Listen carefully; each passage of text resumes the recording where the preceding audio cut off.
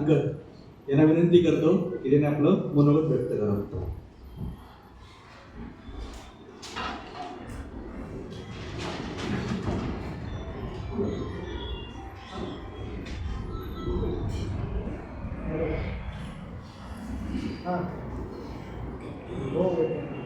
Advocate Dadasaheb फरांचे व्याख्यानमाला या कार्यक्रमासाठी उपस्थित आपण सर्व श्रोते, गणेश मोफत वाचनालय व ग्रंथालयाचे अध्यक्ष श्री विक्रमजी दाभाडे, श्री किरणजी ओसवाल अध्यक्ष रोटरी क्लब, श्री निलेश मेहता सदस्य आयस क्लब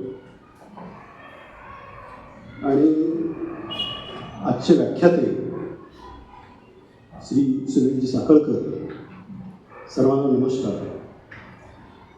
आताच अध्यक्ष दाभाडे त्यांचं वास्तविक मी ऐकत होतो आणि त्यांनी या वाचनालयाचा इतिहास आणि या वाचनालयात जे काही स्तुत्य उपक्रम सुरू केलेले आहेत ते खरोखर कौतुकास्पद आहे. आणि अशी इतकी मोठी संस्था इतक्या वर्षापासून अत्यंत यशस्वीपणे पुढे जाते आहे आणि त्यातल्या त्यात अभ्यासिका इथे सुरू झालेली आहे आणि त्या माध्यमातून अनेक विद्यार्थ्यांना अभ्यास करण्यासाठीची सुविधा उपलब्ध करून दिलेली आहे.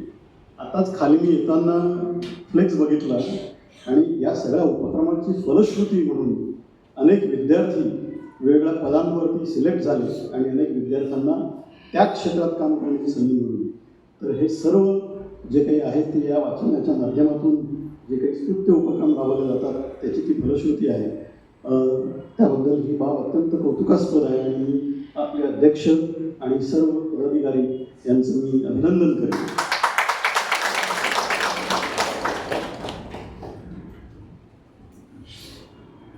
लायन्स क्लब ऑफ तळेगाव ही अशी एक सामाजिक संस्था आपल्या तळेगावमध्ये गेल्या 52 वर्षापासून अनेक सामाजिक उपक्रम राबवते आणि लायन्स क्लब ऑफ तळेगाव असेल, रोटरी असेल, ह्या अशा अनेक सामाजिक संस्था तळेगावमध्ये बऱ्याच वर्षापासून कार्यरत आहे आणि त्यांचाही संबंध हा अनेक सामाजिक उपक्रमाशी येतो.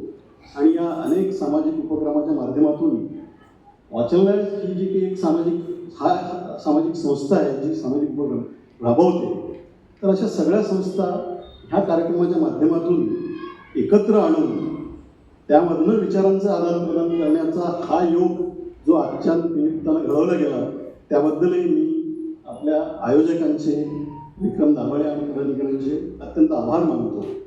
मला या कार्यक्रमाला प्रमुख पाहुणं म्हणून बोलावलं त्याबद्दल मी सगळ्यांचे आभार मानतो. आणि खरंच की आजचं जे व्याख्यान आहे त्यात मगाशी श्री दाभाडे यांनी पण नमूद केलं की अभिजात म्हणजे काय हे म्हणजे या शब्दाचा अर्थ आणि खरोखर तर ज्या दिवशी हा निर्णय झाला अभिजात भाषेचा दर्जाचा, हे सगळीकडे वाचलं गेलं, पाहिलं गेलं आणि खरोखर मराठी मन आपल्या मातृभाषेला एक अभिजात दर्जा मिळाला हे ऐकल्यानंतर खूप अभिमान वाटला, गौरवास्पद वाटलं.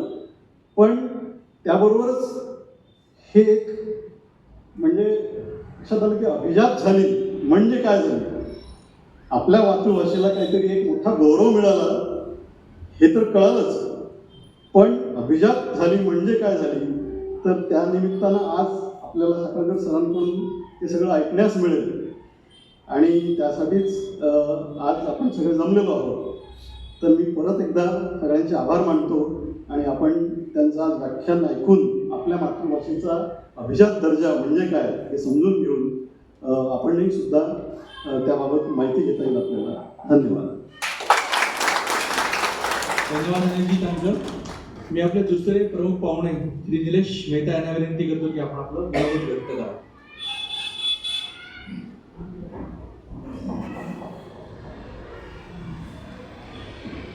आजच्या कार्यक्रमाचे अध्यक्ष विक्रमजी दाभाडे, त्यानंतर आजचे प्रमुख वक्ते साखळकर सर, आमचे गुरुदेव आणि रोटरियन सिटीचे अध्यक्ष किरणभाई ओसवाल आणि आमच्या लायन्स क्लबचे अध्यक्ष अनिलजी तांकर व सर्व वाचक आणि सभासद, नमस्कार. आज आम्हाला इथं प्रमुख पाहुणे बोलवलं तर एक 2-3 म्हणजे किस्से सांगतो की आम्ही या ग्रंथालयाशी, गणेश मोफत वाचनालयाशी खूप जुनं म्हणजे अटॅचमेंट आहे. आणि विक्रमजी भेटले की असं आपलं प्रपोजल आहे आणि लायन्स क्लब काही मदत करू शकतो का, तर आम्हाला खूप आनंद वाटला त्या दिवशी की आपण काहीतरी मदत करू शकतोय. सांगायचं म्हणजे काय की लहानपणी आम्ही इथनं जाताना येताना दत्त मंदिरातलं तर मला आठवत नाही ॲक्च्युली की गणेश मोफत वाचनालय, पण ही जुनी बिल्डिंग शाळा मला आठवते. आम्ही शाळेतनं जाता येता इथं बघायचो, नूतन शाळेत जायचो, इथं समोर शाळेत होतं लहानपणी, नूतन शाळेत जायचो. आणि नूतन शाळेमध्ये त्यावेळी असं होतं की दर शनिवारी तुम्ही काहीतरी आहे ना बातमी, प्रमुख बातम्या त्या घेऊन या आणि त्या शनिवारी वाचायच्या, असं शाळेत प्रथा होती त्यावेळी. तर आमच्याकडे पेपर यायचा नाही त्यावेळी, पण गणेश मोफत वाचनालयामध्ये आम्ही इथं बाहेर पेपर अडकवलेले असायचे कप्प्यामध्ये आणि मग आम्ही ते यायचो, वाचायचो, त्यातल्या प्रमुख बातम्या बघायच्या, वहीत लिहून काढायच्या आणि आपल्याला शनिवारी या वाचायच्या. अशा 10 ते 15 पोरांना आम्हाला द्यायचे. महिन्यातनं 1-2 वेळा असं असायचं. त्यावेळीची ती अटॅचमेंट आहे की गणेश मोफत वाचनालय. आणि त्यावेळी पुस्तकं कमी असतील कदाचित, पण मी माझ्यानंतर शाळा कॉलेज झाल्यानंतर 11वी 12वी झाल्यानंतर 91, 92, 93ला मला वाटतं मी सभासद होतो इथला. तर त्यावेळी आम्ही पुस्तक घेऊन जायचो. ते एक मॅन्युअल असायचं, वहीमध्ये एंट्री करायची, कार्डावर लिहायचं, 2-3 दिवस घेऊन जायचं यायचं. म्हणजे तो खूप भारी काळ होता तो. आता खूप डिजिटल झालेलं आहे, अत्याधुनिक झालंय. गुगल उघडलं तर आपल्याला दिसतं की कुठं काय चाललंय देशा कानाकोपऱ्यामध्ये. रोज 24 तास बातम्या चाललेल्या असतात वेगवेगळ्या प्रकारच्या. पण ते बातम्या ऐकणं आणि प्रत्यक्षात न्यूजपेपर वाचणं खूप फरक आहे. म्हणजे आता परवाचा पण विषय आहे की वाचाल तर टिकाल. तर तसंच की जर वाचलं ना तर खरं ज्ञान होतं की सकाळी काय काय लोकांची सुरुवाती पेपर वाचल्याशिवाय होत नाही. मस्त बातम्या चालू असतात आपल्या टीव्हीवर, ऐकत असतो, पण तो पेपर वाचल्यानंतरच आपल्याला समाधान वाटतं की चला आज आपण काहीतरी बातमी वाचली. ऐकण्यापेक्षा वाचायला खूप महत्व आहे आणि वाचनामुळे खूप ज्ञान मिळतं. आणि इथं आता स्पर्धा परीक्षा किंवा सामाजिक कार्यासाठी जे काही पुस्तकं ठेवलेली आहेत, शैक्षणिक कामासाठी ठेवलेली आहेत, तर खरंच खूप मस्त वाटतंय असं की विक्रमनी जो काय आता जो उपक्रम हाती घेतलेला आहे, तर आम्हाला त्यांनी सांगितले की आपल्याला कपाटाची लायन्स क्लब तर्फे काय होत असेल तर बघा.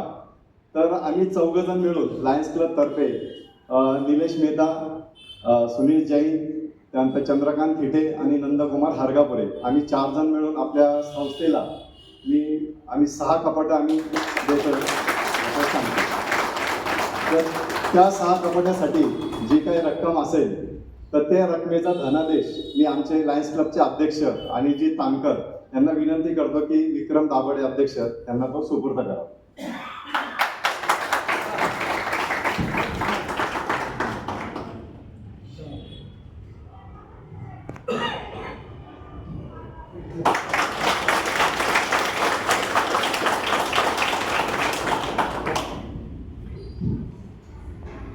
आपल्या संस्थेतील गणेश मोफत वाचनालयाचे अध्यक्ष विक्रम दाभाडे आणि सगळे पदाधिकारी यांनी आम्हाला इथं बोलवलं प्रमुख पाहुणे म्हणून, त्याबद्दल धन्यवाद.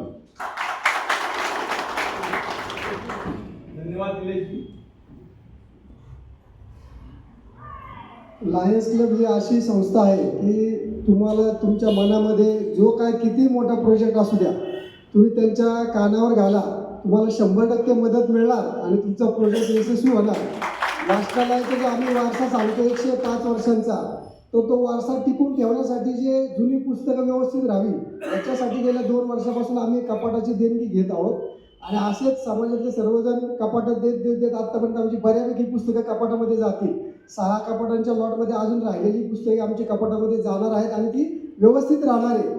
एखादं पुस्तक 40-50 वर्षापूर्वीचं सुद्धा एखादा सभासद वाचायला मागू शकतो, तर ते जपून ठेवण्याची जबाबदारी आमची आहे. म्हणून हा सगळा उपक्रम आहे मी या 1-2 वर्षामध्ये हातात घेतला होता. मी लायन्स क्लबचे गणेश मोफत वाचनालयातर्फे खूप खूप आभार मानतो. धन्यवाद.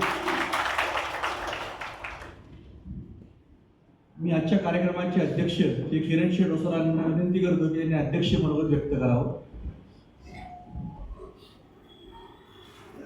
धन्यवाद पुराणिकजी. आपल्या आजच्या कार्यक्रमाचे प्रमुख वक्ते आमचे गुरु मार्गदर्शक फक्त 80 वर्षाचे तरुण आहेत, सुरेशजी साखोळकर. आणि 1998 सालापासून त्यांचं मार्गदर्शन आम्ही घेत आलो आहे. ज्यावेळेस मी जेसीचा 2000 साली अध्यक्ष होतो त्यावेळेला साप्ताहिक अंबरने आम्हाला जेसीसला खूप मोठी साथ दिली होती. आणि सरांचं मार्गदर्शन म्हणजे त्यावेळेला आम्हाला अशोक पाटोळे असतील, सकाळचे संपादक आगाशे सर असतील, मोठमोठे वक्ते आम्हाला साखोळकर सरांच्या माध्यमातून त्यावेळेला उपलब्ध झाले होते सर 2001ला. दुसऱ्या आपल्या आजच्या कार्यक्रमासाठी लायन्स क्लबचे अध्यक्ष अनिलजी, माजी अध्यक्ष निलेशभाई मेहता, गणेश मोफत वाचनालयाचे अध्यक्ष विक्रमजी दाभाडे, उपस्थित सर्व गुरुवर्य बरेच आहेत या ठिकाणी. बसे सर आहेत, गोपाळे गुरुजी आहेत, मुळे सर आहेत, डॉक्टर परांजपे आहेत, सर्व वाचक. रोटरी क्लब तळेगाव दाभाडे सिटीच्या वतीने आम्ही आजच एक नवीन उपक्रम हाती घेतला. 300 लोकांसाठी ज्यांचे हात कट झालेले आहेत त्या 300 लोकांसाठी हात उपलब्ध आम्ही केलेत. आणि येत्या 3 महिन्यामध्ये, जानेवारी आहे हा चालू, मार्च एंडपर्यंत आम्ही त्या 300 लोकांना हात प्रोव्हाइड करणार आहोत. त्यात आपल्या तळेगाव मावळ पंचक्रोशी बरोबरच पुणे जिल्हा असेल, आम्ही पुणे जिल्ह्याच्या बाहेर सुद्धा यासाठी प्रयत्न करतोय. कारण बेनिफिशरी सुद्धा मिळणं आवश्यक आहे, तेवढे आपल्या मावळ तालुक्यात आणि पुणे जिल्ह्यात नाही आहेत. आता आपल्याकडे या ठिकाणी पत्रकार बंधू पण आहेत. मी आपणास विनंती करतो की आपण जास्तीत जास्त या गोष्टीची या माध्यमातून जाहिरात करावी. आपल्याला सविस्तर पत्र त्याचं येणारच आहे आणि निश्चितपणे जास्तीत जास्त लोकांपर्यंत ते जयपूर फूटप्रमाणे जयपूर हात आपण या ठिकाणी उपलब्ध करतोय. लायन्स क्लबचे अध्यक्षही या ठिकाणी आहेत. आपणही आमच्याबरोबर सहभागी झालात तर आम्हाला निश्चित आनंद होईल. आणि रोटरी आणि लायन्स दोघं मिळून तळेगावसाठी भरीव असं काहीतरी आपण निश्चित करू. तर तुम्ही आम्हाला कधीही सांगा, आम्ही तुमच्याबरोबर येऊच. गणेश मोफत वाचनालयाबरोबर फार जुन्या आठवणी आहेत. ज्या वेळेला या ठिकाणी जुनी गणेश मोफत वाचनालय होतं तेव्हापासून या ठिकाणी सभासद होतो, येत जाणं नेहमीच होतं. आणि आज साक्षात आमच्या शेजारी विठ्ठल बसलेत. त्यामुळं आता काय गुरूंचं मार्गदर्शन, अभिजात मराठी दर्जा आपल्याला मिळालेला आहे, त्याबद्दल आपल्याला खरं तर त्यांचं मार्गदर्शन घ्यायचं आहे. त्यामुळे मी काय अधिक वेळा आपला कोणाचा घेत नाही. तर जाता जाता एवढंच सांगतो की आपल्या या गुरूंचं मार्गदर्शन आपल्यालाही मिळणार आहे, मलाही मिळणार आहे. त्यामुळे मी याच ठिकाणी थांबतो आणि आपण मला बोलावलं, संधी दिली त्याबद्दल धन्यवाद. धन्यवाद किरण शेठ. तुमच्या रोटरी क्लबच्या उपक्रमाला आमच्या वाचनातर्फे शुभेच्छा. आता मी आजच्या व्याख्यानमालेचे पहिले पुष्प घुमणार आहेत श्री सुरेशजी साखोळकर यांना मी विनंती करतो की त्यांनी अभिजात मराठी याविषयी आम्हाला मार्गदर्शन करावं. तत्पूर्वी मी उपस्थितांना विनंती करतो की त्यांनी आपल्या मोबाईलचा टोन जरा सायलेंटमध्ये करावा. धन्यवाद.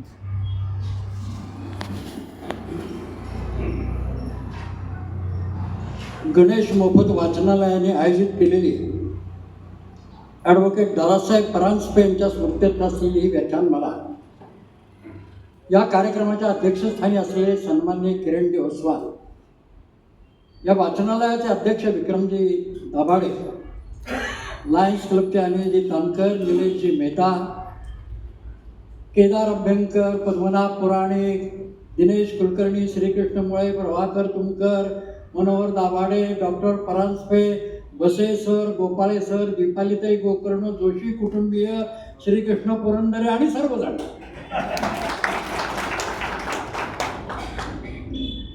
एक विषय मला दिनेशनी सुचवला. मराठी भाषेला अभिजात भाषेचा दर्जा मिळाला आहे, त्या विषयावरती तुम्ही भाषण करायला याल का? सर्वसाधारणतः असं असतं की लोकांना मनोरंजनाचा विषय आवडत असतो. हा विषय तसा शुष्क आहे. मराठी भाषेला अभिजात भाषेचा दर्जा हा विषय तसा शुष्क आहे. पण तरीसुद्धा ज्या अर्थी गणेश मोफत वाचनालयाला या विषयावरती व्याख्यान ठेवण्याची इच्छा झाली, त्याचा अर्थ या ठिकाणी बुद्धिमान माणसं आहेत असं मी म्हणतो. एक श्लोक आहे, काव्यशास्त्र विनोदेन कालो गच्छति धीमताम व्यसनेन च मूर्खाणाम निग्रह कलहे नवा. बुद्धिमान माणसं कुठं असतात त्याची लक्षणं सांगितलेली आहेत.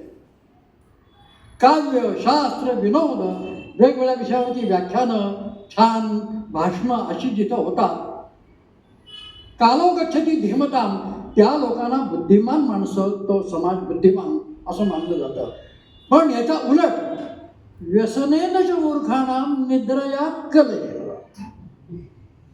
असंही समाजाचं उदाहरण सांगितलेलं आहे फार पूर्वीपासून, की याच्या उलटी मूर्ख माणसं असतात त्यांचा वेळेत झोपेत तरी जातो, तर भांडणात तरी जातो, नाही तर लावा. अशी माणसं मूर्ख म्हटलेली आहेत, मूर्ख. पण बुद्धिमान माणसाची जिथं विचारांचा उहापोह होतो, विचारांची देवाणघेवाण होते, चांगल्या विचारांचं प्रवर्तन होतं, अशा लोकांना बुद्धिमान म्हणावं म्हणून गणेश मोफत वाचनालयाने या ठिकाणी जी व्याख्यानमाला आयोजित केली आहे त्यासाठी उपस्थित असले सर्वजण बुद्धिमान आहेत.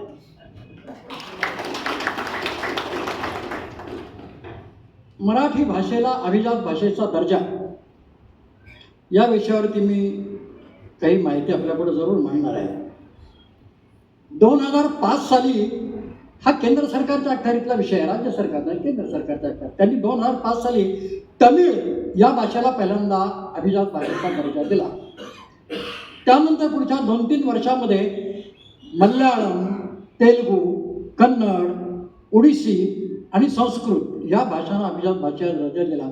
त्यामुळे 10 सालपर्यंत एकूण 6 भाषांना अभिजात भाषांचा दर्जा केंद्र सरकारने प्राप्त करून दिला. त्यावेळेला महाराष्ट्रातही एक विचार आला, या भाषांना जर अभिजात भाषेचा दर्जा आहे तर मराठीला का नको. म्हणून हा विचार ठिकठिकाणाहून असा वर यायला लागला की मराठीला अभिजात भाषेचा दर्जा मिळाला पाहिजे.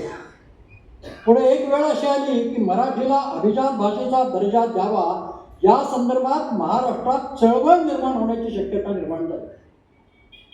त्यावेळेला मग सरकारने विचार केला की या प्रश्नात काहीतरी केलं पाहिजे. मग राज्य शासनाने प्राध्यापक रंगनाथ पठारे यांच्या नेतृत्वाखाली एक अभ्यास समिती नियुक्त केली. प्राध्यापक रंगनाथ पठारे यांनी 2-2.5 वर्ष अभ्यास केला आणि जुलै 2013 मध्ये आपला अहवाल राज्य सरकारला सादर केला की मराठी भाषेला अभिजात भाषेचा दर्जा मिळाला पाहिजे, कारण त्या संदर्भात असले सर्व निकष ही मराठी भाषा पूर्ण करते. हा जुलै 2013 मध्ये अहवाल दिला, पण हा सगळा शेवटी जातो केंद्राला, दिल्लीला.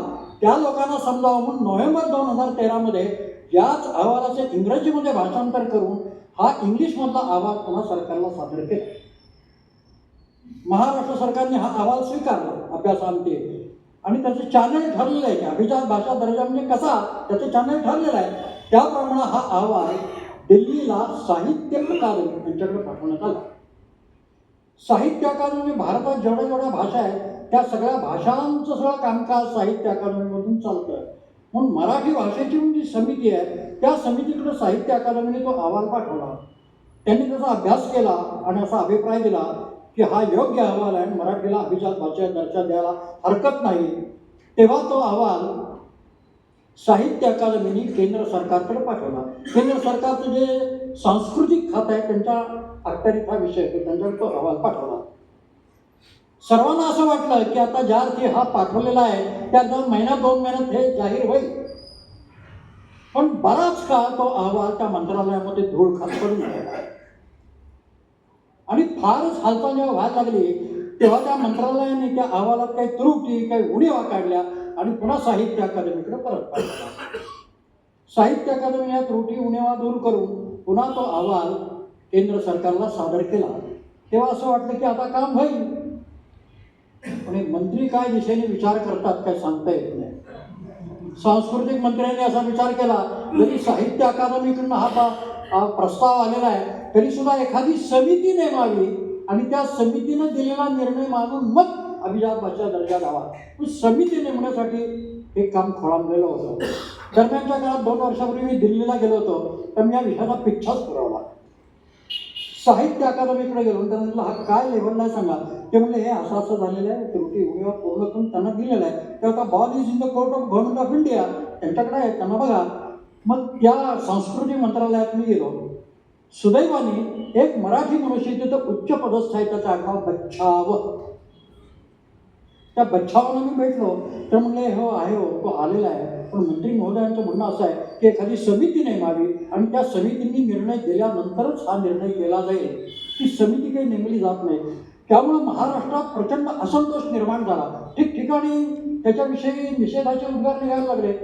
मध्यंतरी साताऱ्याला याविषयी एक परिषद झाली. त्या परिषदेला मला त्यांनी निमंत्रित केलं होतं बोलायला. त्या अनेकाने अनेक विषय मांडले. तेव्हा असं ठरलं की 1,00,000 एवढी कार्ड सरकारला पाठवायची. त्याप्रमाणे 1,00,000 कार्ड केंद्र सरकारकडे गेली.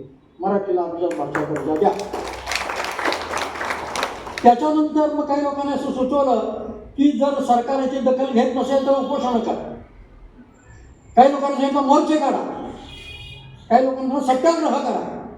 एकाने येऊन पुढे असं सांगितलं की मराठीचा अभिमान असणारी एक राजकीय संघटना महाराष्ट्राचा आहे, त्याला शिवसेना म्हणतात, किंवा शिवसेना प्रमुख उद्धव ठाकरे यांच्याकडे हा प्रश्न घेऊन जावा.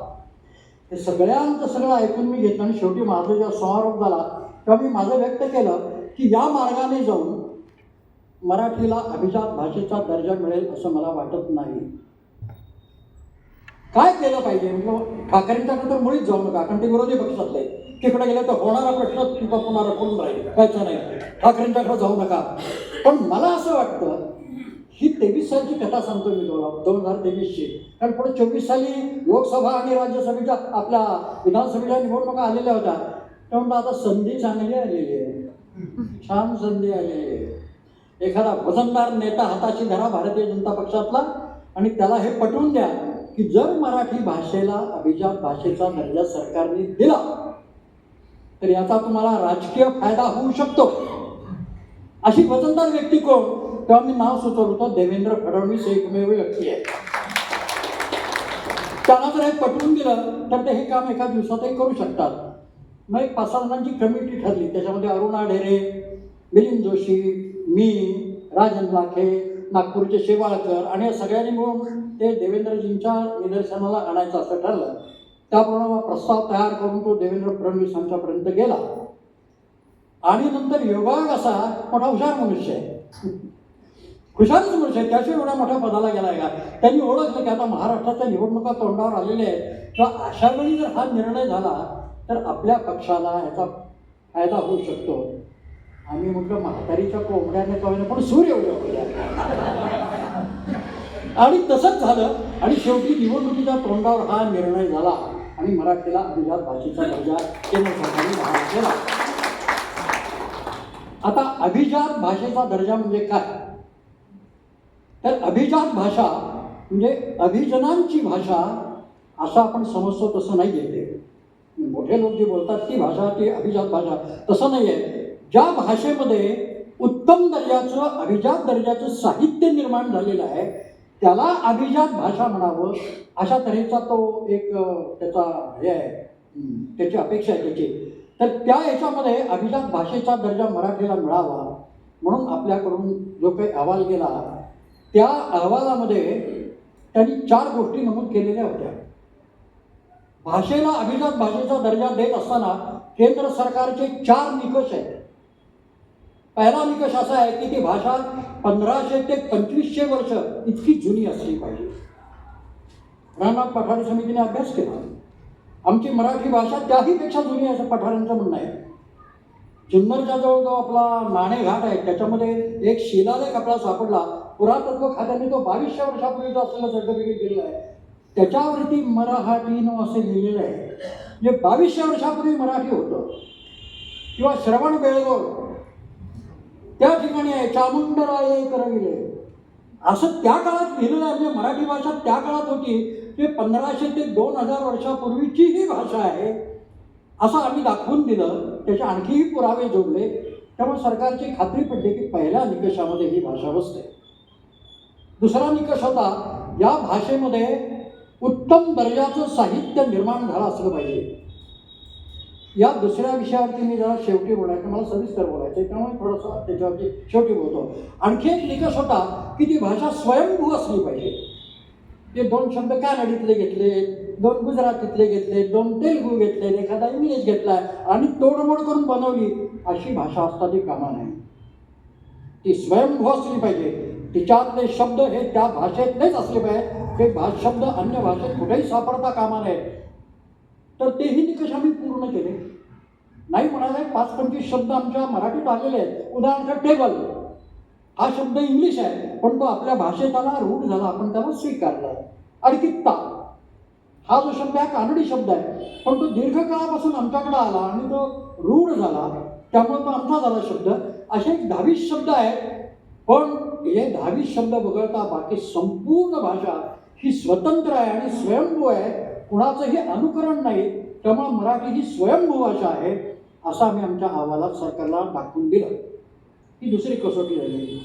तिसरी कसोटी अशी होती, ही भाषा ज्यावेळेला निर्माण झाली, मराठी भाषा किंवा कोणतीही भाषा ज्याला अभिजात भाषा दर्जा द्यायचा आहे, तिची महत्त्वाची कसोटी ती ज्यावेळेला निर्माण झाली त्यावेळेला तिची जी चौकट होती ती आत्ता असेलच असं नाही, कारण 2,000 वर्षाचा कालावधी लोटलेला आहे. त्यामुळे त्याच्यात जी काही स्थित्यंतर झाली असतील ती स्थित्यंतर विचारात घेता आता ते जर अजिबातच ओळखू येणार नसेल, तर मूळ चौकटच नसेल तर त्याला अभिजात भाषा म्हणता येणार नाही.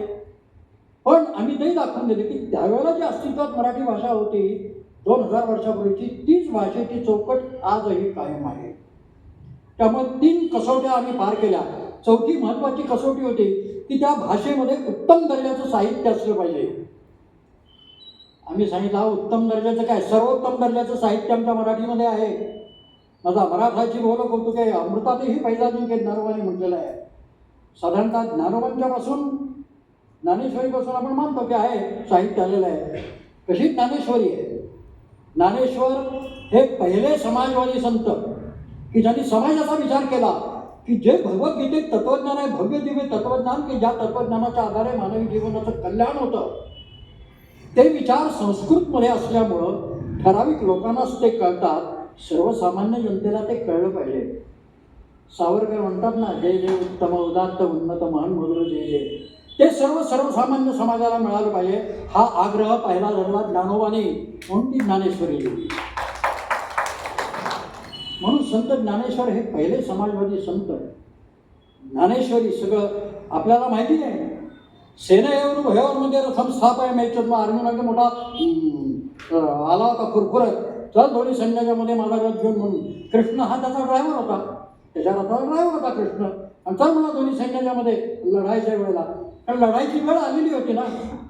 हक्काची असून जमीन राज्य देत नाही, सुईच्या आग्रा एवढी जमीन देणार नाही म्हणतो दुर्योधन, म्हणून माझा युद्ध करूनच मिळवलं पाहिजे असं जेव्हा ठरलं तेव्हा गेले इकडे कौरवांचं सैन्य, इकडे पांडवांचं सैन्य. आणि अर्जुनानं बघितलं कौरव 101 चुलत भाऊ सख्खे उभे आहेत, भीष्माचार्य आपले आजोबा हे उभे, द्रोणाचार्य आपले गुरु ज्यांनी आम्हाला विद्या शिकवली ते उभे आहेत, आणि त्यांच्यावर बाण सोडून त्यांना मारायचं. अर्जुनाला घाम फुटला. गांडीवं स्तनसते हस्तात पक्चैव परिधयते न च शक्नोम्यवस्थातून भ्रमजीवचे मे मना. अंगाला घाम फुटला अर्जुनाच्या, हातपाय लटपटायला लागले आणि ते धनुष्य टाकून मटकन खाली बसला. मला युद्ध नको, जाऊ दे त्या राज्यांची संपत्ती.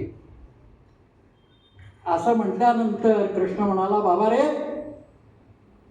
कुतस्त्वा कश्मरमिदं विषये समुपस्थितम अनार्य दुष्टमस्वर्गम अकीर्ती कर्म अर्जुन.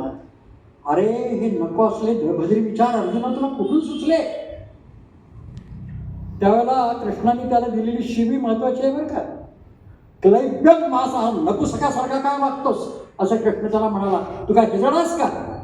शूरवीर पुरुष आहे, चांगला युद्धासाठी आलेला आहे, हातात धनुष्य घेऊन युद्ध कर. ज्या लोकांनी तुझी संपत्ती हिरावून घेतली आणि तुझा हक्क असताना तुला दिली पाहिजे असं असताना ते देत नाही, तर मग युद्ध करूनच मिळवली पाहिजे. हा क्षात्र धर्म आहे, त्याचं तुला पालन करावं लागेल. उठ आणि हातात धनुष्य घे. आणि त्यावेळेला तो जो उपदेश केला त्याला भगवद्गीता म्हणतात. ते जे तत्वज्ञान आहे अत्यंत उत्तम दर्जाचं तत्वज्ञान, माणसाला आयुष्यात सुखी व्हायचं असेल तर कोणत्या मार्गाने गेलं पाहिजे हे सांगणारे जे विचार आहेत ते त्या भगवद्गीतेत सांगितलेले आहेत. ते फक्त ठराविक लोकांना कळायचे, ते सर्वसामान्याला समजावे म्हणून ज्ञानोबाने ज्ञानेश्वरी लिहिली आहे. अमृतानुभव लिहिला, हरिपाठाचे अभंग लिहिले. हरिवखे म्हणा हरिवखे म्हणा पुण्याची गणना कोण करेल, ज्ञानोबा म्हणतात. इतकं सुंदर साहित्य ज्या भाषेत आहे, आणखी उत्तम साहित्य काय पाहिजे अभिजात दर्जाचं. त्यांची धाकटी बहीण ती सुद्धा, ती 40 भावंड सगळी संतच होती, निवृत्तीनाथ, ज्ञानदेव, सोपानदेव आणि मुक्ताबाई. तर ती मुक्ताबाई सुद्धा किती विद्वान होती माहिती आहे का. ज्यावेळेला ज्ञानोबा भिक्षा मागून आले आणि लोकांनी हेटाळणी केली, लोक हेटाळणीच करायचे. संन्यासाची पोरं टाकून बोलायचे, अपमान करायचे, हकलून द्यायचे. किंवा एक दिवस इतका कहर झाला की ज्ञानोबा रागवले, संतापले आणि घरातून त्यांनी आतमध्ये कडी लावून घेतली. त्यावेळेला तिनं ओळखलं मुक्ताबाई की काहीतरी बिनसले ज्ञानाचं. आणि त्यावेळेला तिने जे अभंग केलेले त्याला ताटीचे अभंग असं म्हणतात. चिंता क्रोध मागे सारा, पाठी उघडा ज्ञानेश्वरा, असं त्यानं उपदेश केला की ज्ञानोबा, अहो तुम्हाला राग आला, केवढं आश्चर्य आहे, तुम्हाला राग येऊच शकत नाही.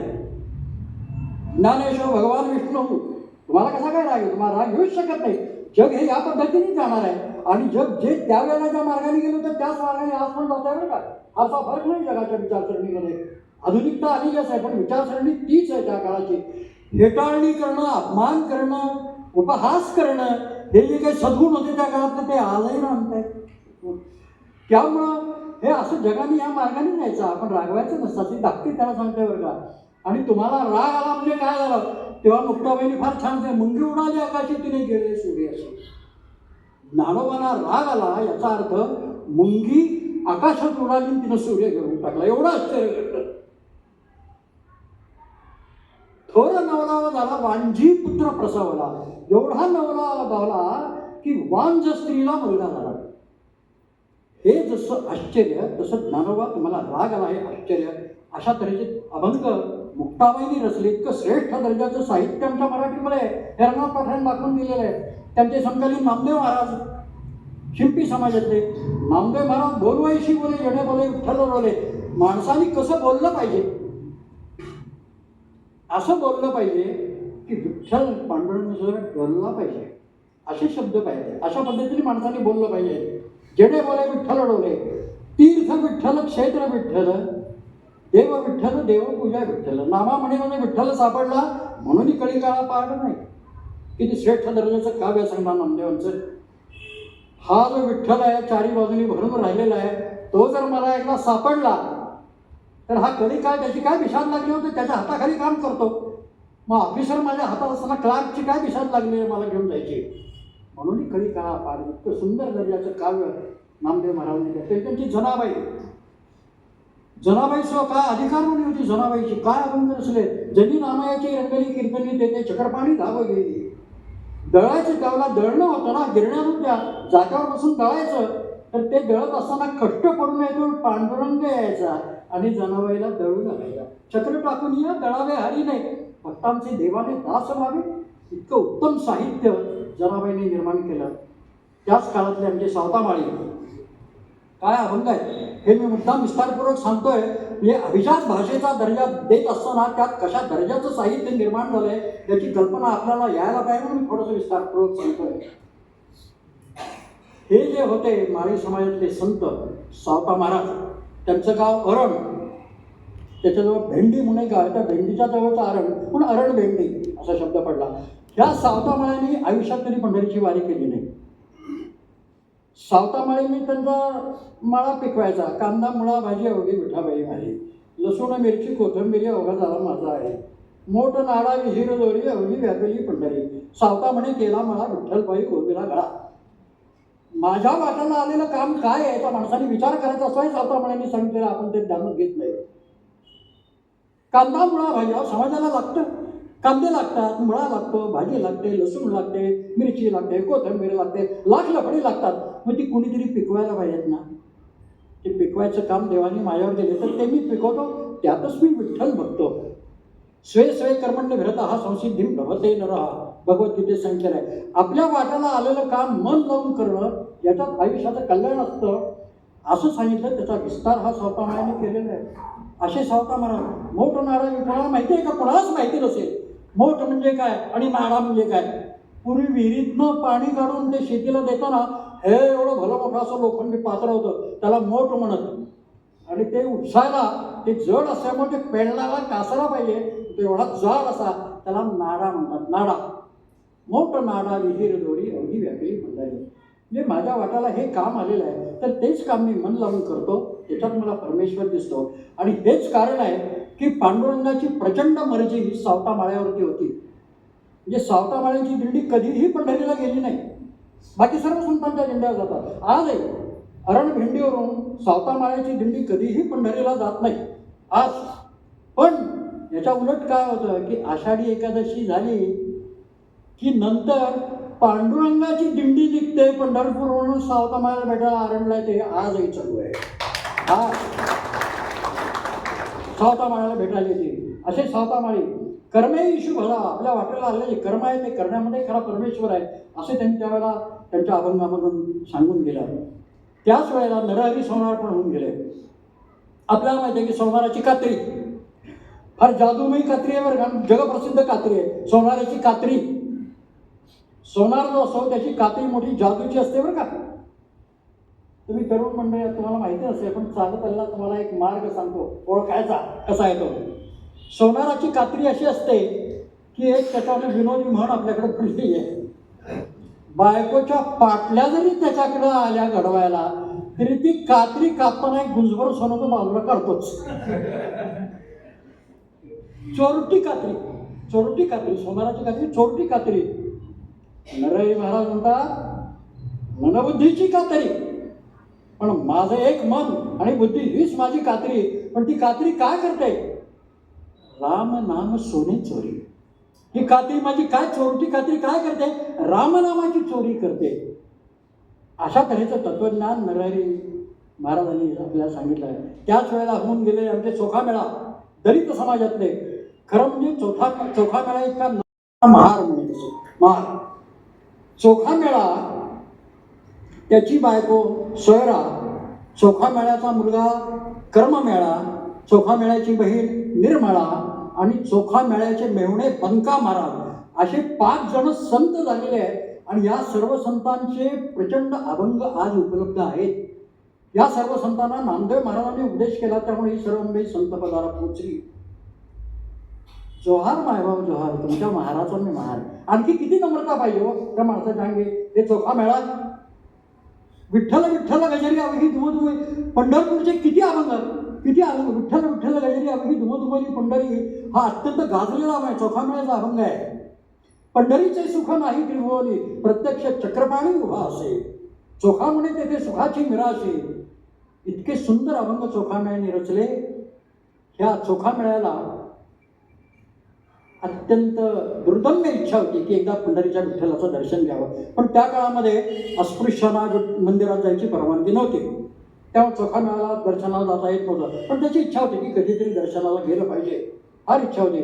पण हा चोखामेळा जो आहे ना तर चोखामेळा हा एकमेव संत असा की जो अजन्म आहे, अजन्मा. चोखामेळ्याच्या आईचंही नाव माहिती नाही, वडिलांचंही नाव माहिती नाही आहे. एक मिनिटात छोटीशी कथा सांगतो मी, जरा थोडंसं वातावरण बदलेल. चोखामेळ्याच्या जन्माची कथा. काही चोखामेळा कसा जन्माला आला तर कोरेगाव म्हणून एक गाव आहे मंगळवेढ्याजवळ. तिथला पोलीस पाटील हा पंढरीचा भक्त. तर तो दरवर्षी आपल्या शेतातलं काही ना काही मोठ्या प्रमाणामध्ये पंढरीला पाठवत असे. एक वर्षी आंबे खूप पिकले, प्रचंड आंबे पिकले. तेव्हा त्यांनी 2 पाट्या भरून आंबे पंढरीला पाठवायचे ठरवले. 100 आंबे. 2 पाट्यात ते आंबे टाकले. ह्या पाटीत 50, ह्या पाटीत 50. आता ओझ्याचं कोण काम करणार? तर ओझ्याचं काम मी त्यावेळची दलित मंडळी, माहेर मंडळी. तो सुदाम मेहकर त्याला बोलवला. त्याची बायको सावित्री तिला बोलवलं आणि दोघांना सांगितलं हे घेऊन जा पंढरीला. डोक्यात घेतल्या पाट्या बिचारे निघाले. चिठ्ठी दिली बडव्याला. चालता निघाल्या. रस्त्याला एक जंगल लागलं. त्या जंगलामध्ये पांडुरंगाने यांची परीक्षा बघायची ठरवली. पोट कपाळीला गेला गरीब ब्राह्मण असं स्वरूप घेऊन पांडुरंग आला. पहिल्यांदा जो गेला तो सुदामकडं. भूक लागली, 8 दिवसाचा उपाशी, काहीतरी दे. सुदाम म्हणला बाबा रे माझ्या डोक्यावर जे ते माझ्या मालकीचं नाही आहे, ते एकाने दिले ते द्यायचे त्या बडव्यांना, त्यामुळे माझं नसल्यामुळे मी तुला देऊ शकत नाही. सुदाम निघून गेला. काही अंतरावरती सावित्री येत होती. तोच प्रकार भुकेला आहे काहीतरी पोटाला द्या. तेव्हा सावित्रीला दया आली आणि तिने पाकिटला 1 आंबा काढून त्याला दिला. थोडासा त्याने तो आंबा अर्धा खाल्ला आणि पुन्हा म्हणला नको नको बाई फार आंबट आहे, घे तुझा. म्हटल्यानंतर सावित्रीने काय केलं, आपला जो ओचा असतो, पूर्वी 9वारी साड्या स्त्रिया दिसत होता, ओचा असते, तो ओचा असा काढला. त्या ओच्यात तो आंबा ठेवला. ओचा पण असा खोचला. पंढरीला गेलं, पाहिलं 100 आंबे दिसतायत 99. 100वा आंबा कुठे गेला? 100वा आंबा कुठे गेला? सावित्रीने सांगितलं असं असं झालं, मला दया आली म्हणून मी त्याला दिला आणि तो आंबट असल्यामुळं त्यांनी तो आंबा मला पुन्हा परत दिला. तर तो हा बघा म्हणून असा ओचा सोडला आणि दाखवायला जाते तो आज एक बाळ निघाला. चोखून पांडुरंगाने चोखून ठेवलेला म्हणून चोखोबा. अशा या चोखोबांचे असंख्य अभंग, ते साहित्य लिहून ठेवणारा ब्राह्मणच होता. किती नाव ठेवा ब्राह्मणाला, पण तो त्याचं नाव होतं अनंत भट. तो त्या महारवाड्यात जायचा, चोखा मेळ्याचा अभंग लिहून ठेवायचा, त्याच्या पोराचा अभंग लिहायचा, बायकोचा अभंग लिहायचा, बहिणीचा लिहायचा, मेवण्याचा लिहायचा. त्याच्यावरती बहिष्कार घातला ब्राह्मण समाजाने, त्याला वाईट टाकला. पण तरी आनंद भटांनी सांगितलं मला वाईट टाकलं चालेल, बहिष्कार घातला तरी चालेल, पण चोखा मेळ्याच्या त्या लोकांचे अभंग मी लिहिल्याशिवाय राहणार नाही. त्यांना लिहून ठेवले म्हणून ते आज आपल्याला उपलब्ध झाले.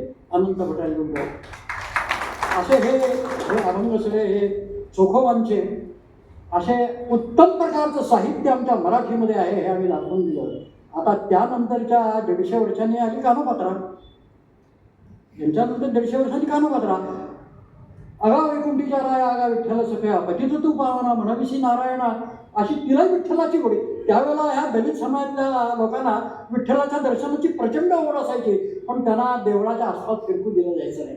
आता अलीकडचा काळ स्वातंत्र्यानंतर ज्यावेळेला साने गुरुजींनी आमरण उपोषण केलं, त्यावेळेला 52 साली हे पंढरीचं मंदिर खुलं झालं दलितांना. तोपर्यंत मंदिर बंद होतं दलितांना.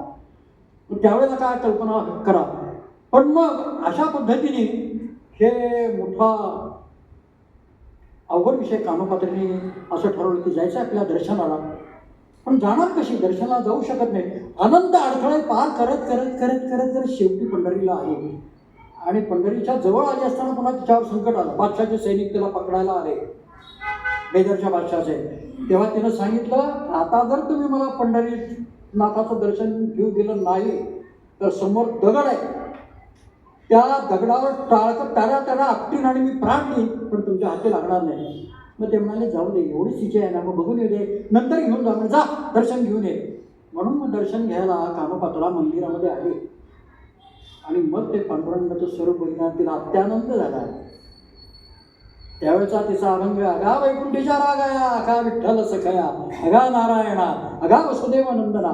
आणि ह्या अभंगाचं गायन करता करता करता करता करता ती गेली आणि विठ्ठलाच्या चरणावरती असं मस्तक ठेवलं आणि तिथंच ची प्राणज्योती विठ्ठलाच्या ज्योतीमध्ये समाविष्ट झाली.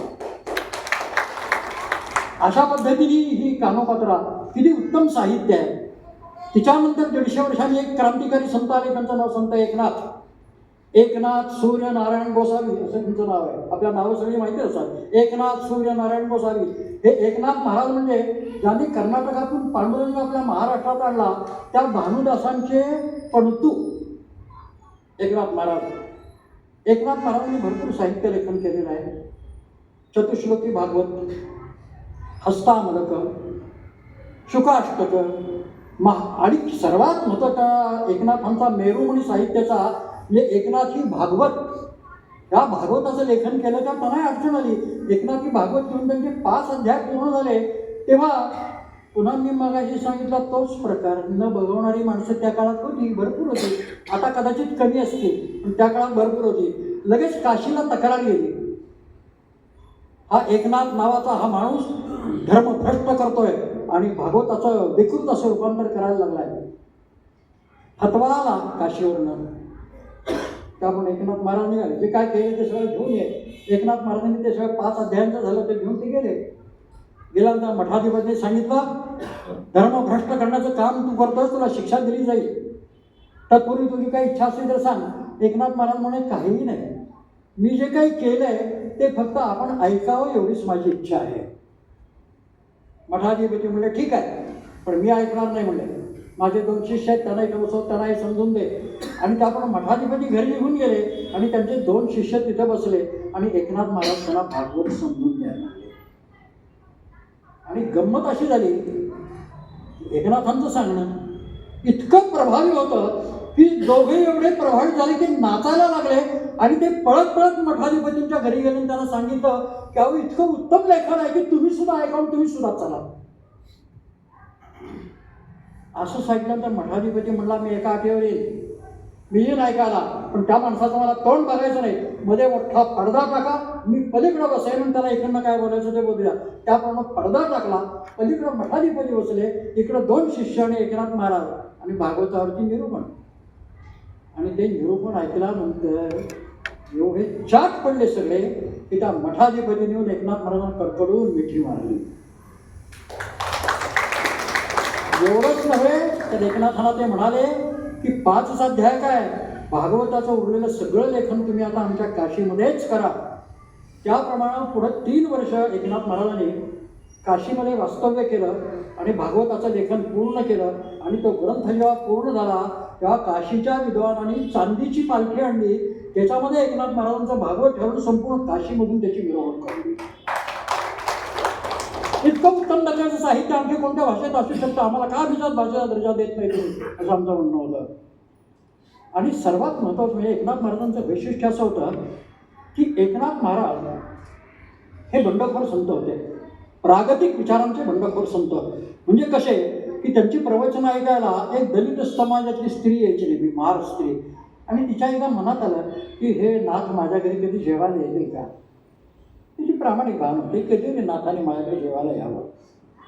आता हे विद्वान ब्राह्मण हे कशाला दलित स्त्रीच्या घरी जेवायला जातील. अहो तो काळ केव्हाचा, 1533 ते 1599 हा काळ आहे एकनाथांचा, जाणं शक्यच नाहीये. पण एकदा धाडस करून तिने विचारलं, नाथ महाराज एकदा माझ्या घरी जेवायला याल का, मला तुम्हाला पुरणपोळी करून खायला घालायची आहे. एकनाथ महाराज हो येतो की म्हणले, येतो.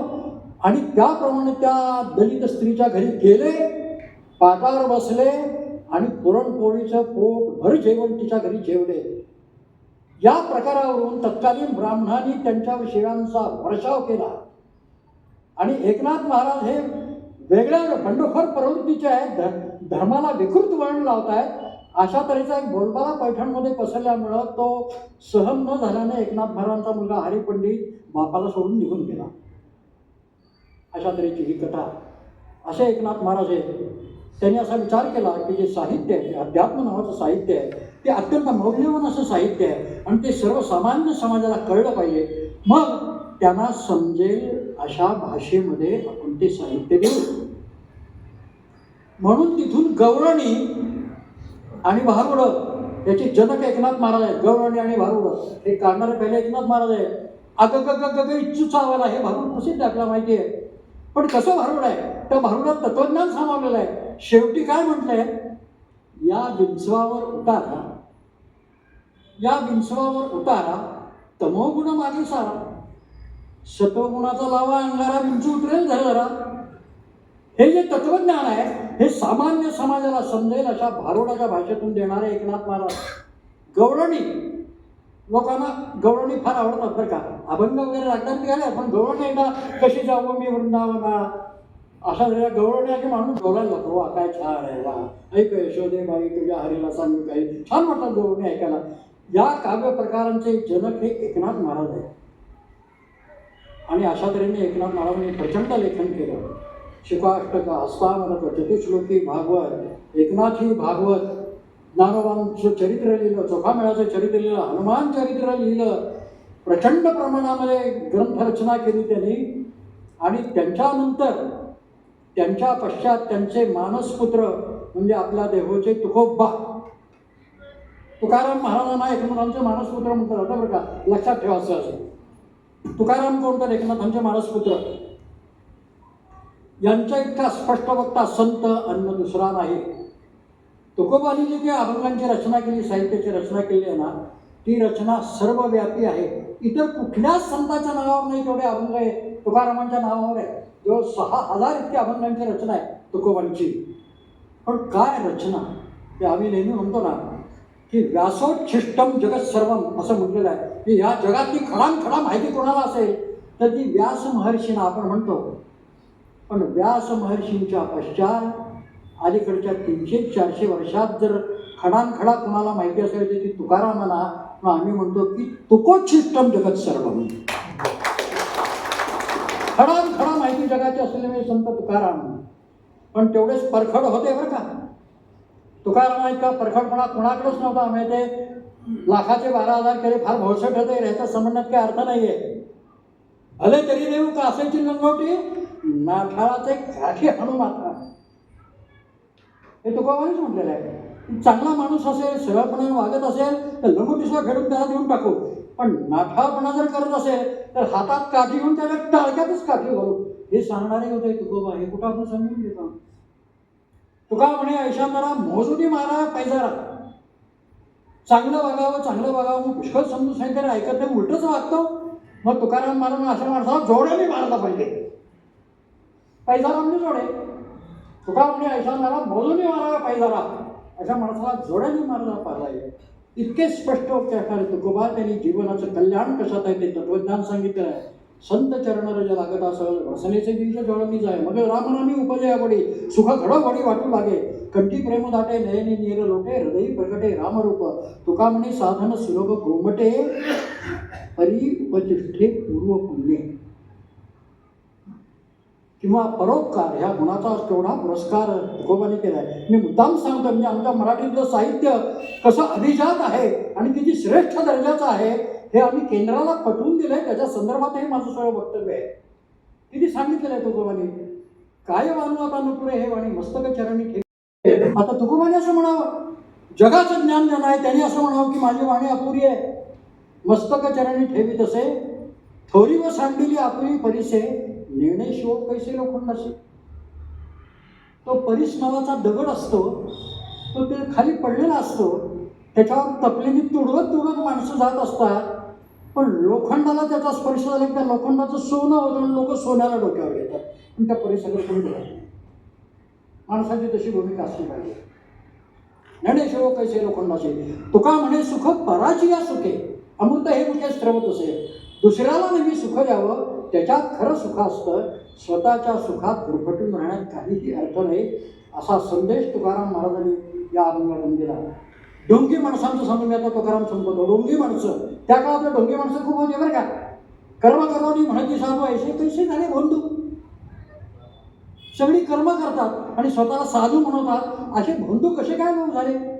देवनी वैराग्याची कळा दावी भक्तीचा सोहळा. वैराग्याची भक्ती वस्त्र घालायचे असे हातात तबक घेते छान फुलं निरांजन उदबत्त्या कापूर चालले. ते लोकांनी म्हणा वा केवढा मोठा वृत्त आहे. लोकांनी मोठं वाहून ढोंग दाखवायचं त्याचा तुकोबांना चटकार आहे. अंगी फासून या राख डोळे झाकून करती पाप. राख फासतात अंगाला, भगवी वस्त्र घालतात. बरं अंगाला राख फासली, भगवी वस्त्र घातली, डोळे मिटले, हातात माळ घेतली की माणसांची गर्दी झालीच म्हणून समजा. प्रचंड गर्दी. मग तळेगावने एकट्या सुटतील खास. तुका म्हणे सांगू किती जळत आहे याची संगती. असे संत हे काही खरे संत आहेत का. अशा ढोंगी संतांच्यावरती सुद्धा तुकोबांनी आश्चर्य ओढलेले आहे. आपण जे रामकृष्ण हरी म्हणतो ना ते तुकोबांनी दिलेलं आहे. नाम संकीर्तन साधन पै सोपे जळकीला पापे जन्मांतरेचे ठाईच वेसवणी करा एक चित्त आवडी अनंत आळवावा.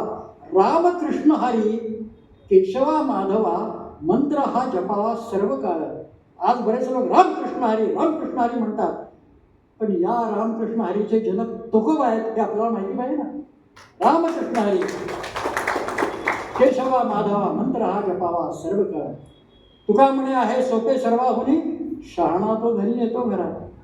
असं जर भगवंताचं नामस्मरण केलं तर ते सांगा की ईश्वर कसा आहे. देव म्हणजे शहाणा आहे. देव कसा आहे शहाणा आहे. माणूस वेडा आहे पण देव वेडा, देव शहाणा आहे. तुम्ही जर खरी भक्ती करत असाल तर आपण होऊन तर तुमच्या घरी चालत येतो याची खात्री तुकोबाने आपल्याला दिलेली आहे. रामकृष्ण हरी जे आपण म्हणतो त्याची जनक तुकोबा आहे. तसं शेवटचं सांगून मी हा टॉपिक थोडासा थांबवतो. शेवटचं म्हणजे रामराम. आपल्याकडे रामराम म्हणायचं. रामराम. हे रामराम कोणी आणलं आपल्याला माहिती आहे का. हे रामराम म्हणणारा संत सज्जनगडावरचा त्यांचं नाव समर्थ रामदास स्वामी. छत्रपती त्यांना भेटायला गेले होते परळीला आणि आल्यानंतर ते खाली वापरून नमस्कार करायला लागले. तेव्हा ते छत्रपतींना उठवून जायचं म्हणजे शिवबा असं नाही, असा हात रामराम असं वाटतं रामराम. तेव्हापासून रामराम अस्तित्वात आला. म्हणजे रामकृष्ण हरी तुकोबाने आणि रामराम समर्थाने अस्तित्वात आणला. असं ह्या सर्व संतांचं साहित्य अतिशय उत्कृष्ट दर्जाचं साहित्य आमच्या मराठीत आहे हे आम्ही आमच्या अहवालात त्यात नमूद केलं. त्याच्यानंतर अलीकडच्या काळात जर बिल्लोद साहेबांचा विचार केला तर त्याच्यामध्ये छत्रपतींच्या घराण्यात संगीत नाटकं जन्माला आली. 1690ला लक्ष्मीनारायण कल्याण, 1843ला कृष्णदास भवानी आमचं सीता स्वयंवर लिहिलं, 1857ला पुरुषोत्तम तात्या गोडबोले वेणी संहार लिहिलं, 1875ला सोकर बापूजी त्रिलोकाने नंददमयंती नाटक लिहिलं आणि 1880ला शाकुंतल आनंदीतनं संगीत नाटकं सुरू झाली.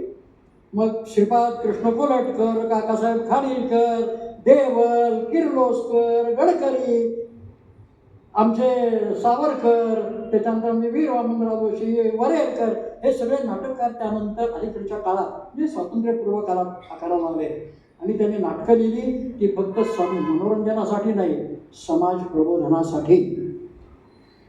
शारदा हे नाटक का लिहिलं? गोविंद बल्लाळ देवलानी तो 75 वर्षाचा थेरडा 14 वर्षाच्या मुलीशी लग्न करतो, त्याला काहीतरी वाटलं पाहिजे का नाही? ही पद्धत रद्द झाली पाहिजे यासाठी शारदा हे नाटक लिहिलं. काका खाडिलकरांनी विद्यार्थी लिहिलं. का लिहिलं? दारूचे दुष्परिणाम. राम गणेश गडकऱ्यांनी नाटक लिहिलं एकच प्याला. कशासाठी? दारूच्या व्यसनामध्ये प्रपंचाची कशी घाण उडते ते दाखवून देण्यासाठी केलं. की ही जी नाटकं आली, गद्य नाटकं आली, पद्य नाटकं आली, सगळी नाटकं आली, ती समाज प्रबोधनासाठी ही नाटकं आली. एवढं साहित्य आमच्या मराठीमध्ये आहे. आणि स्वातंत्र्यानंतर आचार्य अत्रे, विद्याधर गोखले, कवी कुसुमाग्र, पुरुषोत्तम दार्वेकर, वसंत कानेटकर, किती म्हणून नाटककार झाले, किती नाटकं आली त्यांच्यानी गाजली, प्रचंड प्रमाणामध्ये नाटकं आली. त्याच्यावर आमच्या पु ल देशपांडेंचं साहित्य, गदी माडगुळकरांचं साहित्य, आमच्या वि स खांडेकरांचं साहित्य, एक तुतारी ज्यामध्ये आम्ही केशवसूत आमचे, असं प्रचंड प्रमाणामध्ये दर्जेदार असं साहित्य आमच्या मराठीमध्ये निर्माण झालेलं आहे असं आम्ही नमूद केलं त्या अहवालामध्ये. आणि आमचा हा निकष मराठी भाषा पूर्ण करते असं आम्ही केंद्र शासनाला दाखवून दिलं. ते केंद्र शासनाने मान्य केलं की एवढं उत्तम दर्जाचं साहित्य ज्या भाषेत आहे त्या भाषेला अभिजात भाषेचा दर्जा दिला पाहिजे, हे केंद्र सरकारने मान्य केलं. आता थोडंसं भाषेबद्दल सांगा. भाषा, मराठी भाषा जगात भाषा कधी अस्तित्वात आली असं मूलभूत संशोधन झालेलं आहे. भाषा कधी आली जगाच्या पाठीवर? तर लाखो वर्षापूर्वी मनुष्य निर्माण झाला आणि दीर्घकाळ लोकांतर त्या मनुष्याच्या मनात ज्या भावना आहेत त्या व्यक्त करण्यासाठी त्याला शब्दांची गरज पडली, म्हणून शब्द आले आणि नंतर भाषा अस्तित्वात आल्या. तर जगात पहिली भाषा जी अस्तित्वात आली ती 70,000 वर्षापूर्वीची असं विद्वानांचं संशोधन आहे. 70,000 वर्षापूर्वी भाषा अस्तित्वात आली. त्यानंतर युनोनी एक समिती नेमली. या जगात भाषा किती आहेत त्या बघू. पृथ्वी तलावरती जी काही 200-250 राष्ट्र आहेत त्याच्यामध्ये किती भाषा आहेत याचा अभ्यास करण्यासाठी संयुक्त राष्ट्रसंघाने एक समिती नियुक्त केली. त्या समितीने अभ्यास करून जो अहवाल दिला आहे त्यात असं म्हटलेलं आहे की लहान मोठ्या काही लाखात काही कोटीत अशा बोलणाऱ्या ज्या भाषा आहेत त्यांची एकूण संख्या आहे 20,000. जगाच्या पाठीवर 20,000 एवढ्या भाषा आज लिपिबद्ध झालेल्या, लिपिबद्ध न झालेल्या आफ्रिकन राष्ट्रातल्या भाषा वेगळ्या, त्यांची लिपीच नाही, त्या भाषा वेगळ्या आहेत. पण ज्या लिपिबद्ध झालेल्या आहेत अशा 20,000 भाषा या पृथ्वी तलावरती आहेत वेगवेगळ्या राष्ट्रांमधून. आणि त्या 20,000 मध्ये मोठ्या प्रमाणावर बोलल्या जाणाऱ्या मी काही 50 लाख, 1 कोटी, 10 कोटी, 25 कोटी लोक बोलतात अशा 2,000 भाषा आहेत. आणि त्या 2,000 भाषामध्ये 30% मी सांगता 600 इतक्या भाषा एकट्या भारतात आहेत. पण खऱ्या टाळ्या द्या, तुमचं माझं वाक्य पुढे येते त्याला तुम्ही खऱ्या टाळ्या द्यायला पाहिजे. 1 ते 2,000 ही जी क्रमवारी युनोनी लावलेली आहे मी मोठ्या प्रमाणावर बोलल्या जाणाऱ्या त्याच्यामध्ये मराठी भाषा 10व्या क्रमांकावरती. कमीत कमी 15 कोटी लोक मराठी बोलतात असा निष्कर्ष आहे. पण महाराष्ट्रात 12.5 कोटी. त्याच्यानंतर आपली जवळची जी राज्य आहेत गुजरात आहे, कर्नाटक आहे, गोवा आहे, तेलुगू आहे, सगळे तिथं बोलणारे आणि प्रत्येक राज्यात मराठी माणसं आहेत. आणि जगाच्या पाठीवर साधारणतः 100 देशांमध्ये मराठी लोकांचं वास्तव्य आहे. तर ह्या सर्व लोकांचं मिळून एक 15 कोटी लोक मराठी भाषा बोलतात असा अभ्यास आहे. 15 कोटी लोक. त्यामुळं मराठीला जगाच्या 2000 मध्ये 10व्या क्रमांकाचं स्थान मराठीला देण्यात आलेलं आहे. आता ही जी मराठी भाषा आहे त्या मराठी भाषेमध्ये फार पूर्वीपासून साहित्य निर्माण झालेलं आहे. फार पूर्वीपासून. त्याच्यामध्ये आणखी एक विक्रम आपल्या माणसाने केलेला तो असा आहे की जगात ज्या भाषा अस्तित्वात आल्या आणि जगात जे साहित्य निर्माण झालं वेगवेगळ्या प्रकार, म्हणजे कथा असो, कादंबरी असो, ग्रंथ असो, कविता असो, श्लोक असो, वेगवेगळ्या प्रकारचं साहित्य. तर हे जे साहित्य आहे या साहित्यामधला कथा नावाचा जो प्रकार आहे, कथा गोष्ट, हा प्रकार सर्वात प्रथम जगात भारतात जन्माला आलेला आहे. आणि या कथेचा जनक कोण आहे माहिती आहे का तुम्हाला? पहिली कथा कोणी आणली त्याचं नाव आहे गुणाढ्य. गुणाढ्य हा कथेचा जनक. आणि आणखी महत्वाची बातमी म्हणजे हा गुणाढ्य आपल्या महाराष्ट्रातल्या वाशिमचा गुणाढ्य. त्या माणसाने कथा हा प्रकार पहिल्यांदा जन्माला घातला साहित्यामध्ये. म्हणजे जगात जे साहित्य आहे त्यातलं सर्वात प्रथम गोष्ट लिहिणं हा प्रकार गुणाढ्याने जन्माला. त्या गुणाढ्याला वत्स आणि गुल्मक या नावाचे 2 मामा होते. ह्या तिघांनी काय पराक्रम केले आहे तर त्या काळामध्ये त्यांनी 3 कथा संग्रह लिहिलेले आहेत. एक आहे वेताळ पंचविशी, दुसरं आहे पंचतंत्र आणि तिसरं आहे सिंहासन 32. हे 3ही कथा संग्रह हा गुणाढ्य, वत्स आणि गुल्मक ह्या तिघांनी म्हणून लिहिलेले आहेत. पण ते जे लिहिले ते मराठीमध्ये नाही आहेत. त्यावेळेला एक वेगळी भाषा होती. त्या भाषेचं नाव आहे पैशाची. पैशाची हे त्या भाषेचं नाव. पैशाची भाषा म्हणजे भाषेचं नावच पैशाची. त्या पैशाची भाषेत हे सगळं लेखन केलं आहे. नंतर मग ते संस्कृतमध्ये अन्य भाषामध्ये पसरलं. पण ह्या तिघांनी म्हणून हे लिहिलेलं हा कथाभाग. त्याच्यानंतर ग्रंथ. मराठीतला पहिला ग्रंथ कोणता असं विचार तर सांगता येणार नाही. मराठी भाषेमधला पहिला ग्रंथ कोणता तर मराठीतला पहिला ग्रंथ आहे गाथा सप्तशती. हा ग्रंथ 7 वाहनांनी लिहिलेला आहे त्या काळातला आहे. गाथा सप्तशती. त्याच्यानंतर आमच्या विद्वानांनी सांगितलेलं आहे की आत्तापर्यंत महाराष्ट्रामध्ये मराठी भाषेत ग्रंथ किती आले तर साधारणतः 1,00,000 इतके ग्रंथ आपल्या महाराष्ट्रात अस्तित्वात आहेत. 1,00,000 ग्रंथ. आणि दरवर्षी 2,000 ते 2,500 ग्रंथांची त्यामध्ये भर पडत असते. या व्यतिरिक्त महाराष्ट्रामधून 400 ते 500 दिवाळी अंक दरवर्षी प्रसिद्ध होतात. वृत्तपत्रांच्या शाखा भरपूर आहेत. सगळीकडे वाचक वर्ग पसरलेला आहे. हा एवढा पसारा मी एवढ्यासाठी सांगितला की ही मराठी किती विस्तृत प्रमाणात आहे हे जेव्हा आम्ही दाखवून दिलं केंद्राला तेव्हा हा दर्जा मिळाला. म्हणून हा सगळा पसारा आमच्या रंगनाथ पठारे समितीने सरकारपुढे मांडलेला आहे की त्यामुळं आम्हाला हा दर्जा पाहिजे. आता एक शेवटचा मुद्दा आहे त्याच्यावर बोलणं कोण थांबू. फार वेळ घेणं काही योग्य नाही आहे. एक 10 मिनटं बोलून थांबूया आपण. अभिजात भाषा म्हणून दर्जा मिळाला ठीक आहे. पुढं काय त्याचा नेमका फायदा काय? मराठीला अभिजात भाषा दर्जा पाहिजे होता. चळवळ उभी झाली दिला अभिजात भाषा दर्जा. पुढं काय? पुढं आहे ना खरं पुढंच आहे. खरं आहे ते सगळं पुढंच आहे. एक की त्या भाषेच्या विकासासाठी आणि त्या भाषेच्या समृद्धीसाठी दरवर्षी 500 कोटी रुपये इतका निधी केंद्र सरकारकडून लागू करण्यात आला.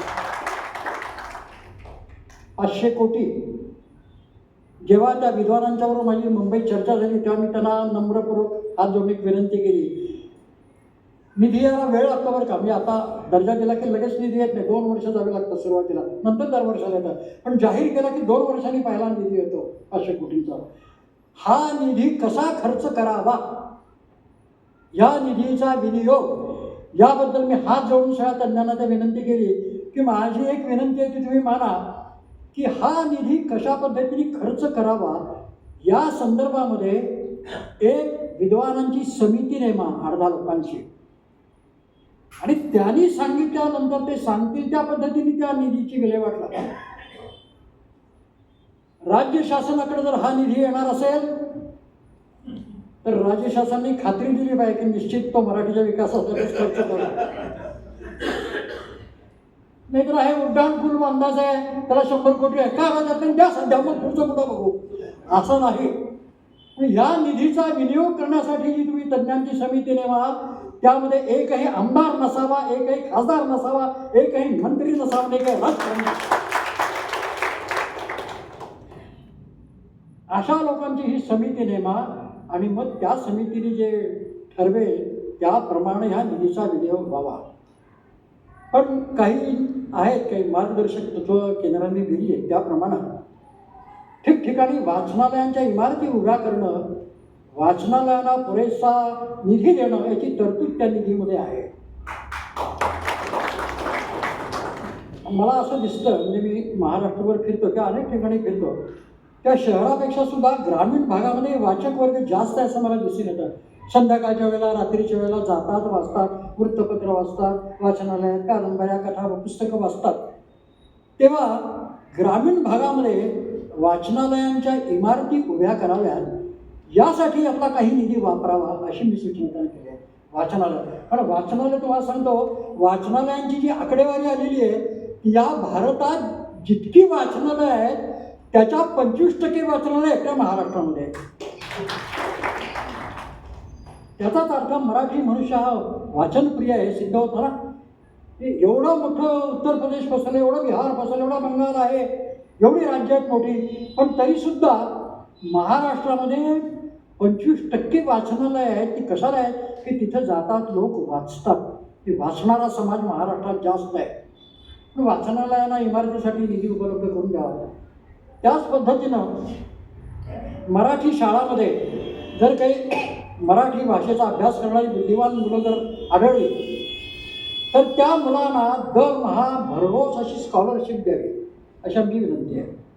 मराठी भाषा शेवटी वाढवली पाहिजे ना. हुशार इंग्लिश शाळेच्या पोराला देऊ नका, मराठी शाळेतल्या मुलाला द्या.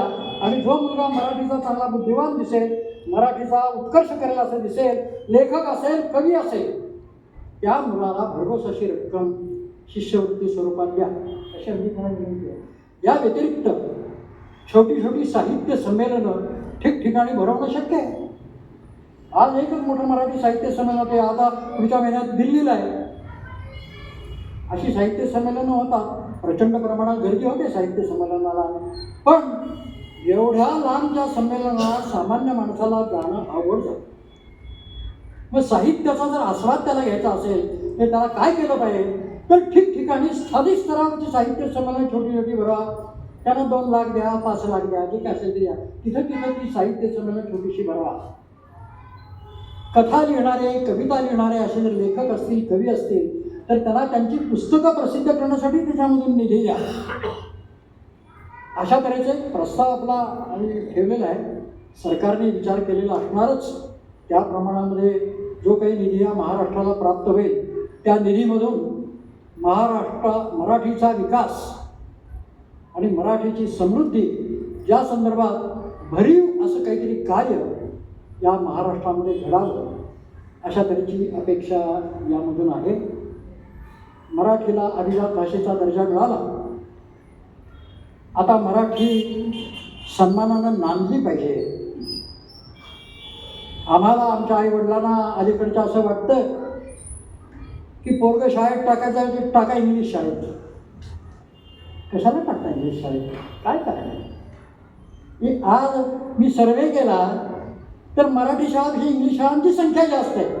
मराठी शाळा रडायला लागलेल्या आहेत, संख्या कमी आहे. आणि काय कमी आहे मराठी शाळांमध्ये? सरकारी शाळा किंवा मराठी शाळांमध्ये शिकणारी मुलं काही कमी हुशार असतात? अशा सरकारी शाळेत शिकलेला एक मनुष्य ज्येष्ठ नामांकित शास्त्रज्ञ झाला आहे ते म्हणजे पद्मविभूषण डॉक्टर रघुनाथ माशेलकर. सामान्य मराठी शाळेत शिकलेले हे सरकारी शाळेत शिकले पण आज झाले ना पद्मविभूषण ज्येष्ठ शास्त्रज्ञ. ज्याच्याकडे बुद्धी आहे त्याला इंग्लिश शाळेमध्ये जाऊनच तो चमकेल असं समजायचं काहीही कारण नाही. मराठी शाळेमध्ये पोराला टाका, मराठी शिकला पाहिजे, मराठी भाषेला सन्मान मिळाला पाहिजे, मराठीचं साहित्य उदंड निर्माण झालं पाहिजे. आणि माझा मराठा जे बोलत होतो की अमृतात ही पैजा जिंके हे जे काही दानवाने म्हटलेलं आहे त्याप्रमाणे वातावरण निर्माण झालं पाहिजे. अशा तऱ्हेची अपेक्षा मराठीला अभिजात भाषेचा केंद्र सरकारने दर्जा जाहीर केल्यानंतर आमच्यासारख्याच्या ठिकाणी आहे, तसा तो मराठी भाषेचा विकास व्हावा अशा तऱ्हेची अपेक्षा मी या निमित्ताने व्यक्त करत होतो. तासभर होताना फार बोलणं झालं, जास्त बोलणं काही योग्य नाही असं मला वाटतं. पण आज या ठिकाणी कैलासवासी सभापती क्षमा निशा सभागृहामध्ये ॲडव्होकेट दादासाहेब परांजपे यांच्या नावाने असे व्याख्यान मला दादांच्या चरणावरती आज मला मस्तक ठेवता आल्याचा मला आनंद आहे. अत्यंत मानणारा मी, दादांना अत्यंत मानणारा असा मनुष्य आहे. दादांच्याकडं अनेक वेळा जाणं, अनेक विषयावरती बोलणं, चर्चा करणं, दादांचं मार्गदर्शन घेणं. त्यामुळं मला आजही दादा दिसतात. वयाच्या 97व्या वर्षी अशी हातात काठी आणि आनंद परांजपेंच्या स्कूटरवर पाठीमागं बसून योगीराजला हॉलला जाणारे दादा मला दिसतात. आम्ही त्यांचा आदर्श घेऊन वाटचाल करतो.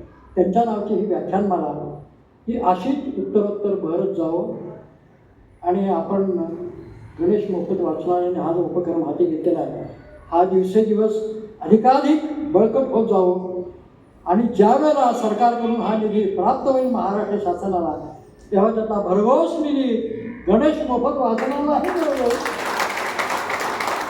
अशा तऱ्हेची अपेक्षा मी व्यक्त करतो. आज आपण मला बोलवलं, माझे विचार व्यक्त करण्याची संधी दिली त्याबद्दल कृतज्ञता व्यक्त करतो आणि थांबतो. धन्यवाद. आम्हाला जे संबोधित केलं शांतपणाने आम्ही एकदम मंत्रमुग्ध होऊन तुमचं भाषण आम्ही ऐकत होतो. पुढे सूचना देतो मी आता की आता आपण कार्यक्रम समारोपाकडे आलेलो आहे. आभार प्रदर्शन होईल, त्यानंतर पसायदान होईल, कार्यक्रम त्याच्यानंतर कारण समारोप होईल. तत्पूर्वी मी उद्याच्या कार्यक्रमाबद्दल सूचना देतोय. आमचे वक्ते संपादक साप्ताहिक नंबरचे सुरेशजी सापवळकर यांनी अतिशय मोलाचं या ठिकाणी मार्गदर्शन केले. ते या ठिकाणी आले, त्यांचं या ठिकाणी मनपूर्वक आभार. तसेच रोटरी क्लबचे अध्यक्ष किरण शेठ ओसवाल यांचेही या ठिकाणी आभार. अध्यक्ष लायन्स क्लबचे अध्यक्ष अनिलजी तानकर व तसेच उद्योजक निलेश सनालाल मेहता यांचेही या ठिकाणी मनपूर्वक आभार मानतो. तसेच पत्रकार मनोहरजी दावाडे, बसे सर, तसेच गोपाळे गुरुजी यांचेही या ठिकाणी मनपूर्वक आभार. तसेच उपस्थित प्रभाकरजी तुमकर यांचेही या ठिकाणी मनपूर्वक आभार. तसेच उपस्थित सर्व माताबंधू भगिनींचेही या ठिकाणी मी आभार मानतो. धन्यवाद.